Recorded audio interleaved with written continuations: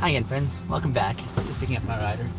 Cheers, thank you very much. You're so welcome. Yeah. Nice to meet you, Daniel. Andrew, how are you doing? I'm well, thank you. I can't go through here. No, you want to turn around, yeah. I guess there's perks for having like a dead end like that. Yeah. Just And it's one of those roads that the further down there you go, probably the less likely you're coming back. Oh, I see. I see. I don't know, I never...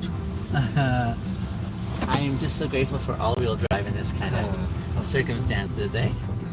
Daniel, before we get too far, one, my name is Biniam. Yeah, nice to meet you. Gee.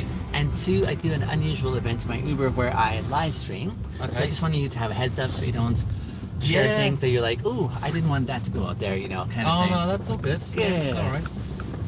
What is your errand today? Oh, I'm going to drop off a picture frame at Pizza Culture. Pizza Culture.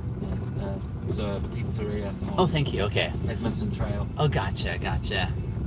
But I'm hoping to put a picture of, well, I'm not hoping, when I get there, I'm gonna put a picture of Queen Margherita of Savoy Oh, my. in it, and That's a very specific agenda. yes, it's very meaningful. Is there a story behind it? Savoy is the namesake of the Margherita pizza, Oh, I which see. is, and then so I've had it printed and delivered there. Oh, I see. And then this is an old frame from, this was probably hanging in the Banff Springs Hotel at one point in its life. Golly, okay. And then they're giving it a new lease of a new home. So it has some history to it too then. Yeah. That's amazing. Now, is it something you handpicked because you have an eye for well, things other people throw out. Yes. So, yeah, and then they wanted a picture of the Queen, or this specific Queen in here. Yeah. So I figured it was it was kind of The right fit. regal. So you have a knack for seeing things that may have a life at some point in the future. You never in a know. certain Yeah, setting, I wouldn't say I have a knack for it. Okay. Like, sometimes I get lucky, you know. Okay. Right on. The rest of my garage is just, where stuff that no one wants. And, I see. And now I can't get rid of it, you know. Do you find it difficult to get to, like, I'm thinking downsizing would be probably your one of your significant challenges in life. For me, probably, yeah. My house isn't, it's kind of a duplex and stuff, but I've got a lot of stuff. Yeah. A lot Okay. of stuff that I don't need. So, I find when I move, it's one of those settings in which I'm like, ooh, here's my opportunity for downsizing. And then I'm like, how did I get so much stuff along the way? And then you need all the new stuff for your new place too. Right. I've gotten to a point now though, Daniel, where I'm very specific, and if it's not practical, then I just, like, when I go to buy things, I'm very specific. So for when I go to the secondhand shopping stores for my clothes, I only check certain areas. So I know what I'm very simple in my dress code. It's very simple, but particular. So I look for the shoes, and I know the kind of shoes I like, which I don't. So I just scan it and say, nope, not there. I check the neckties, because I wear a lot of bow ties that I tie into neckties, and I just see what grabs me there. I'm very much a fan of vests as well, so I check that section. I check the shirts and pants, and that's about it. When I go to like the technology store, I've done my homework well in advance. That when I walk in there, I'm saying, here's what I need. And at first they're like, oh yeah, we can. So like, ooh, and they're thinking really hard about how do we like do this, morph this, and try this.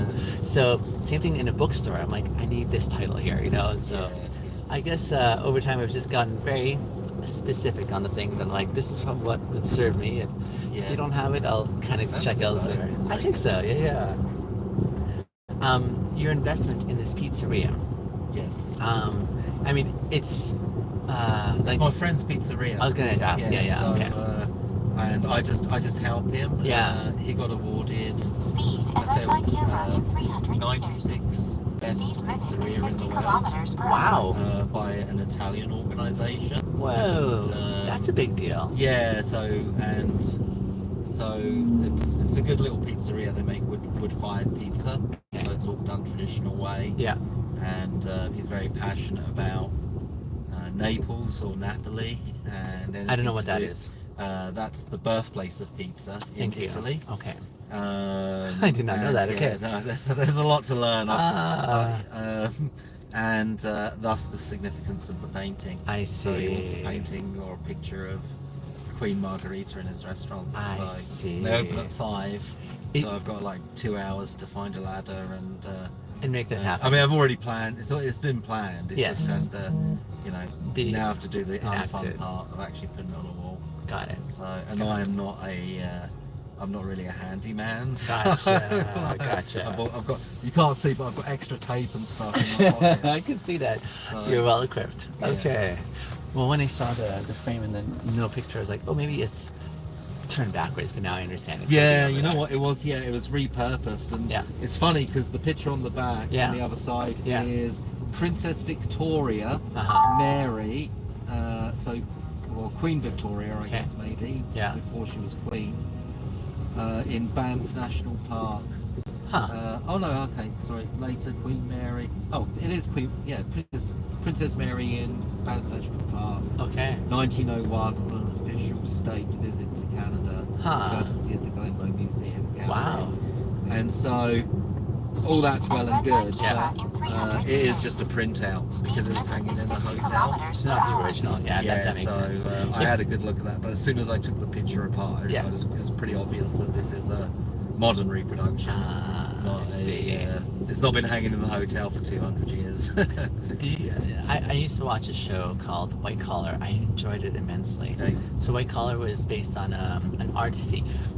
He was a white collar thief, but he specifically stole like high-end art. So he had like a billion works and in his craft, and he got caught by the FBI, and then they enlisted him as one of their agents, basically. Yeah. But it was really neat to watch this series as it kind of gave a peek into this world that I'm unfamiliar with. Yeah. In sense of saying, here's whatever work that is on display or whatever, but being able to appreciate it for its specific nuances, and then secondly to be able to appraise the value of it as well. Here's to even know it's absolutely value. Yeah, it was really fascinating, and I'm guessing that there's still something similar in the real world along this line.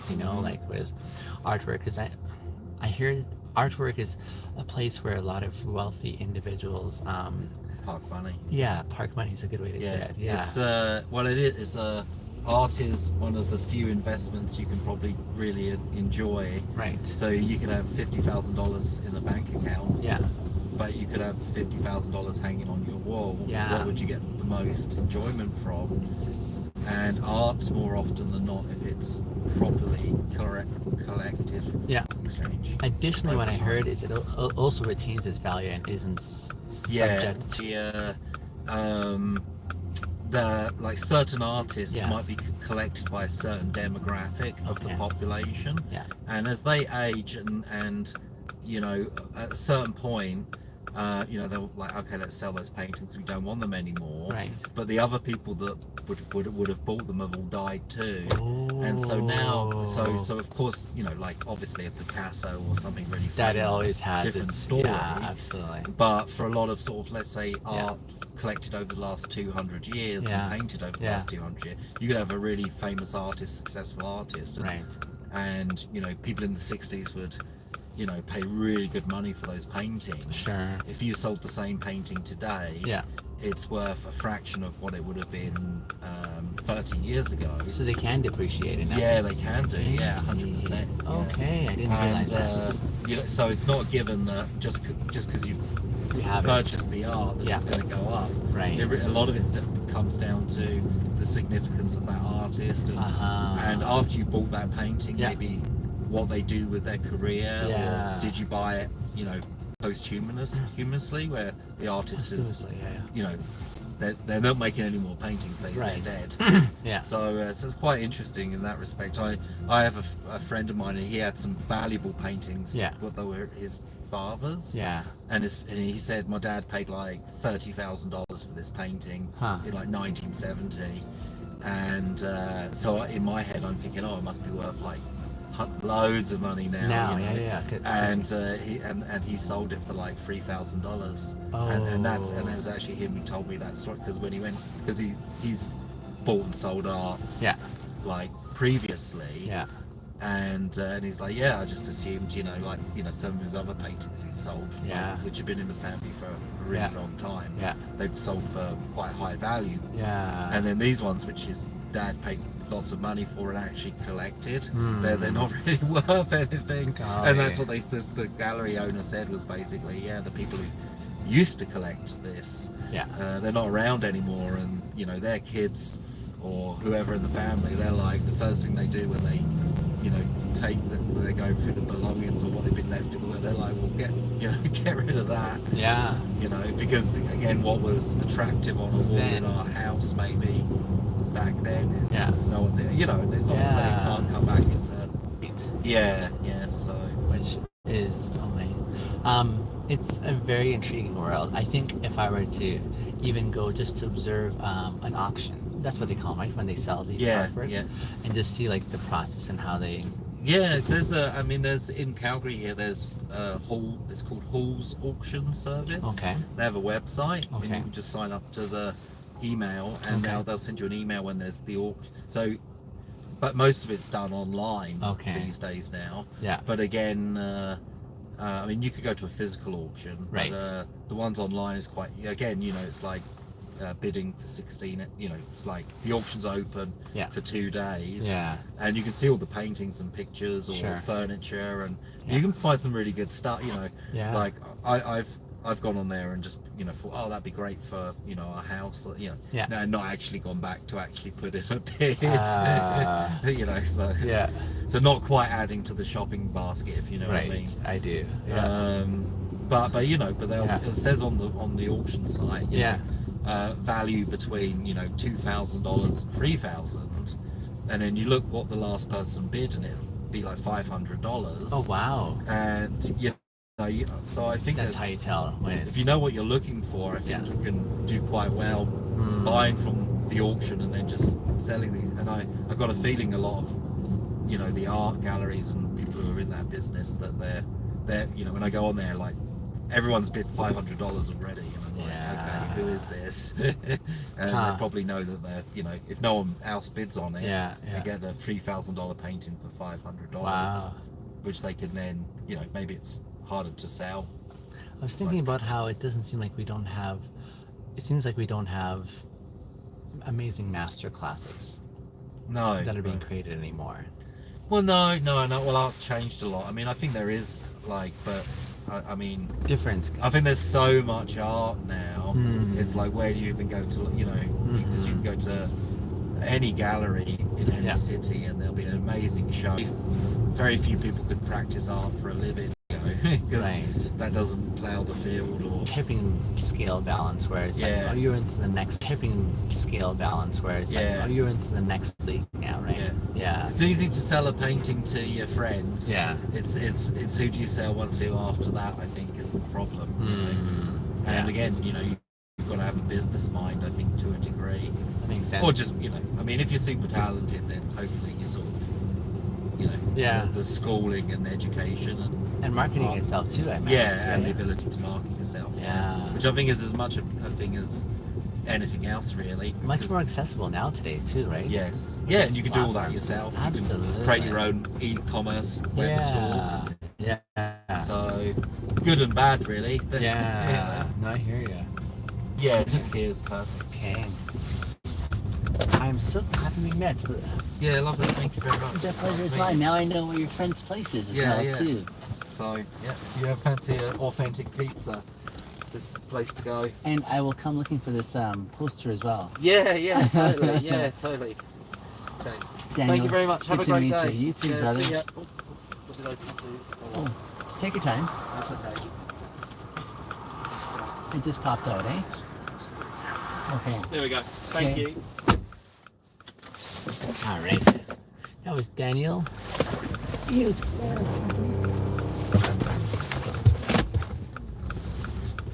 All right.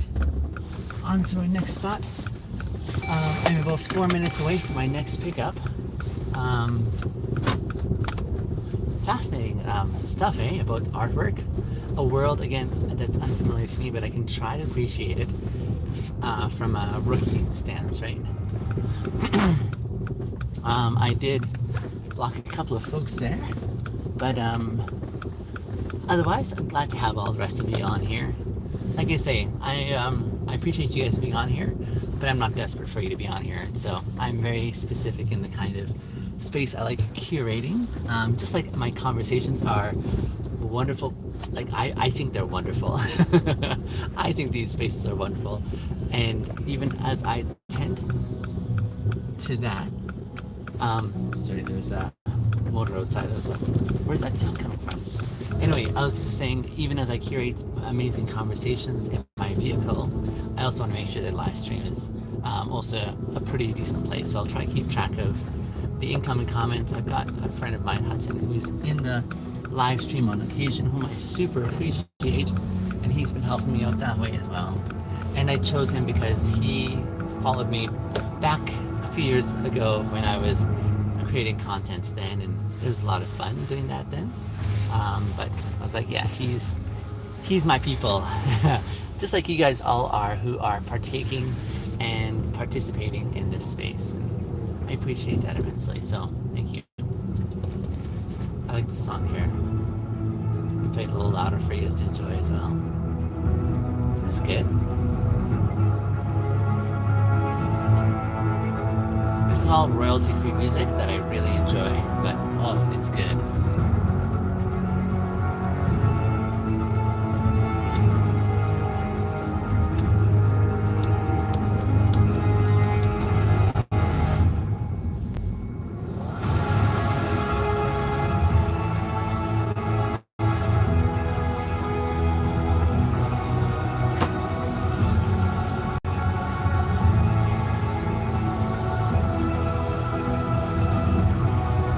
Ride is about a 7-minute ride, and we're about a minute away from picking them up, just so you guys know.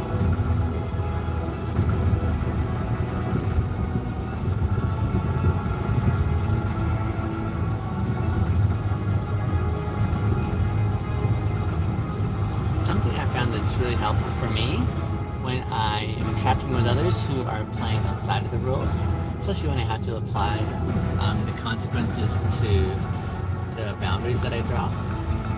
The thing I found that I have plenty of is patience. So even while I execute the consequences of their actions, yeah, I also still feel like I have a lot of patience to work through and sort of engage, not from a place of frustration, but just saying, out of bounds, and here's the consequence. So I'm grateful for that. Oh. I'm back, says We123. Welcome back. Good to have you. I'm just out to pick up my next rider here. Once I turn the corner on this light.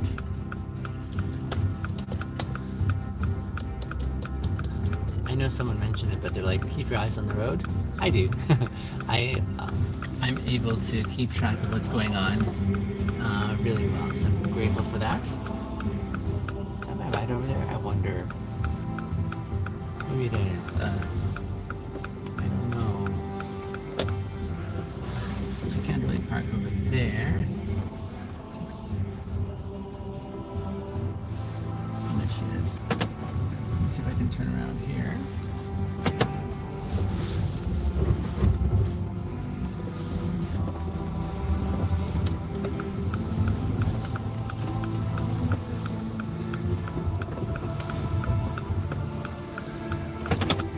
Hey! Yes, welcome. How's it going? My name is Biniam. Neva? Neva, yeah. Yes, mine's Biniam. Nice to meet you. Sorry, I'll just switch to this side. Absolutely, for sure. Neva, I just wanted you to know I have a live stream going in my vehicle. So I didn't want you to like say anything that you're like not wanting to share online or whatever. And I have you off camera as well, just to protect your privacy as well too. But yeah. Just so you have a heads up and you're not caught unawares. Yeah.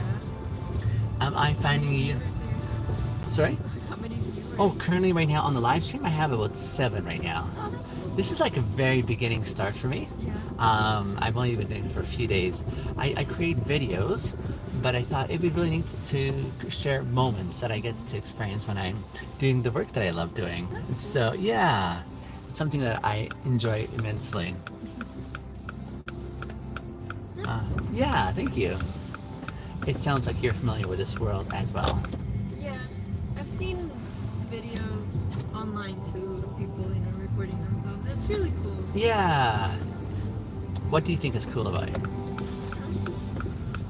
Seeing different perspectives. Yeah, different perspectives. I like that too. Yes. Yeah, I do it more so because I like looking at my hairstyle. While driving? I just keep looking and saying, man, my curls are amazing today. I tease, no. No, for me, the intention and the catalyst is I feel like I get so many beautiful connections with people I get to drive around all day with. Yeah. And I like sharing those moments with others online, like my audience who appreciate, really good quality connections. And so it's been a really neat opportunity that way. How long have you been doing this? Making recordings and so on. I started. Yeah. So I started driving Uber 5 years ago. I took a few years off, like during the pandemic. But when I started, a few months in, I was just like, this is like the reason I started making videos was I was having such great experiences with other drivers. Maybe they might also find some tremendous joy like I'm finding in the midst of this job that I really enjoy. But then that's when I realized, oh, there's a lot more than just drivers who are watching. There's like a lot of people on the internet who are really engaged in this, and so that gave me a lot more followers, yes, but also a lot more thoughtfulness in how I wanted to continue going forward in creating content and what I wanted it to do. And so it's been really neat. I came across a couple of terms recently. One from my sister. I've just been sharing with her how I like dancing. I love dancing. Dance floor. Always looking for space because I like to move. And how I arrived early at this one dance venue, and I was there early. I was like in heaven because I had the whole dance floor to myself. I said, "This is brilliant and amazing." And then she said, "Binyam, like you got like no social anxiety," she said. That's amazing, yeah. And that's when I realized, I guess, and I remember what this is like when I once upon a time was more aware of what other people thought about me, right? And I was like, I guess I've lost that over time here, and I'm grateful that I have. But in so doing, like it just gave me this ability now to, it gave me this opportunity to, I guess, really step into that space where I was like, oh, like. This is meaningful that I get to share these moments with others, and it's so sweet. So sweet. That's cool. I thought so. You rarely see people dancing these days on the dance floor. It's kind of sad. Well, the places where I go, there's lots of dancing that goes on. Where do you go? And in those spaces, I mean, they may not dance at the beginning, but within an hour or two, they're pretty. It depends who the DJ is. Oh, yeah. That they're enthusiastic about. Then they come out in full force, right? But for me, I mean, I don't know if I know good quality EDM from not good quality, and so I just dance to all of it. Yeah. And I have a lot of fun doing so. So, yeah. Yeah, I find that serves me well. But once upon a time when I was a kid, in elementary school, and when we did our dances, and we just kind of like, it was awkward. But you know what I tell others, because when they see me dance and they're like, you move so freely, they say, and you do so much, and I say, I think for me the precursor was like I only started dancing like 2 years ago. I've never taken lessons, so I had to grow up, Yeah. for lack of better words. And part of the outcome of that is I just really don't care what people think anymore. That's good. But it's taken some time to get to this place. Oh, definitely. Yeah, I Good for agree. you. Thank you. I'm jealous. Wish I could be like that.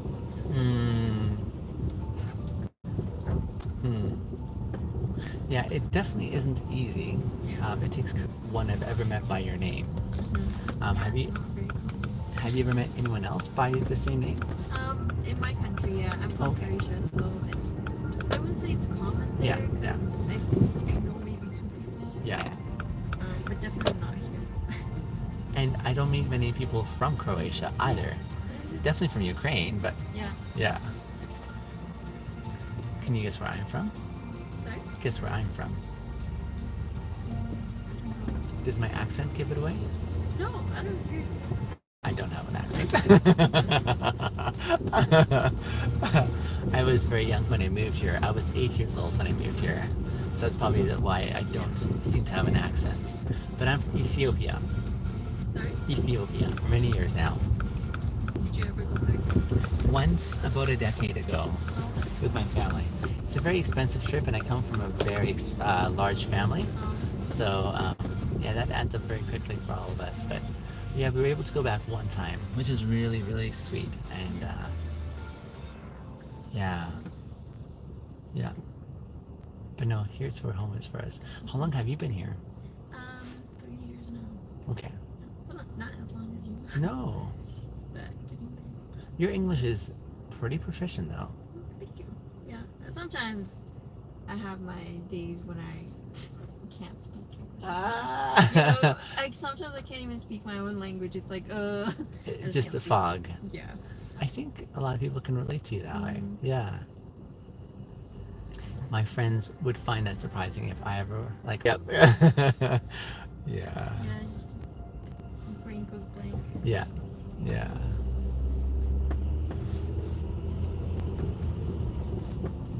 What's Croatia known for? Nice nature, beaches. Oh, amazing. Clear water. Yeah. Is it humid or dry there? It's similar to Vancouver. It is, eh? Yeah. Okay. Cool. If I were to turn Yeah, so it's just gonna be on the left side. on the left side here, okay. Wherever you just close. Okay. I'll go right over. Have you ever been to the 21st floor here? Yeah, the cafe. Yes. Yeah. Mob It's Squad? really nice. Isn't it lovely? Yeah. And the view is quite lovely too, right? Yeah. It's really nice. I used to be a delivery driver, and we'd deliver there, and I'll often just look at the view. It's a great place to study too. Yeah, it's very cozy and Yeah. not as loud because not many people go there. Yeah. So, Yeah. Yeah.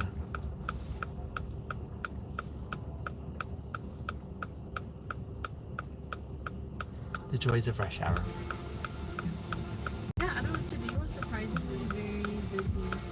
What at your place or business? Sorry? At your place? Oh, no, I mean like traffic. Yeah. Maybe because it's Black Friday. It definitely is Black Friday, and there's a lot going on that way. Right here, let me drop you off right here. That's fine. Okay. Very- I see why you sat on this side now. Nice to Yeah. meet you, darling. Thank you. Nice to meet you. Have a good Okay, day. bye for now. Bye-bye.